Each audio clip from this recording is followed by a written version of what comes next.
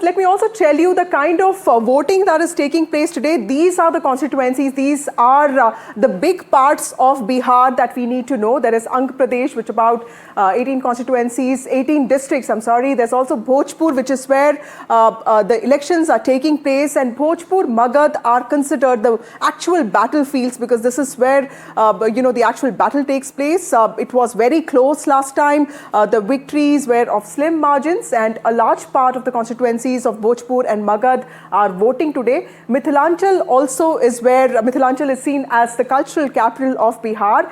Parts of Mithilanchal vote today. You have Alinagar voting today. Maithili Thakur, the folk singer turned politician, is one of the star candidates who is going to make her debut this time.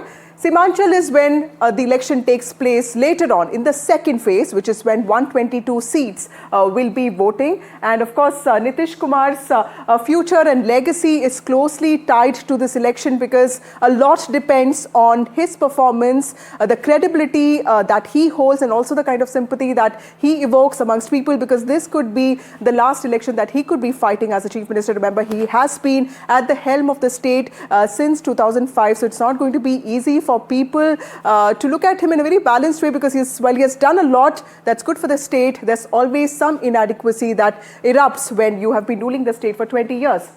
Let me also take you through the phase 1 big constituencies and also where all the election is taking place. The NDA won about 56 seats last time. It was the Mahagathbandhan that was leading in this part. Like I told you, it's largely the Magad and the southern part of Bihar, which also includes Patna, and it was the Mahagathbandhan that was leading here with 65 seats, and NDA was about 56, which is not really behind, but NDA did sort of do very well in the northern parts of Bihar. But in 2024 Lok Sabha elections, the reverse thing happened, because it is the NDA that seemed to really catch up on a lot of these constituencies. And but still, in the regions that surround Patna, it was the Mahagathbandhan that still managed to do better, although not as well as they would have hoped for.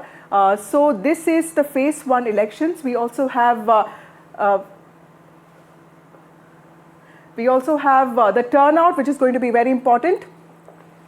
Remember, the turnout last time was around 57.5%, and it is believed that if the turnout goes up this time, it could be in some ways benefiting the NDA. That's what poll experts say. And this is one state which actually has more women voting and fewer men. This is also a state that is known for a high level of migration. So a lot of men actually migrate out of the state, and this is for the sake of jobs and not really for the sake of opportunities.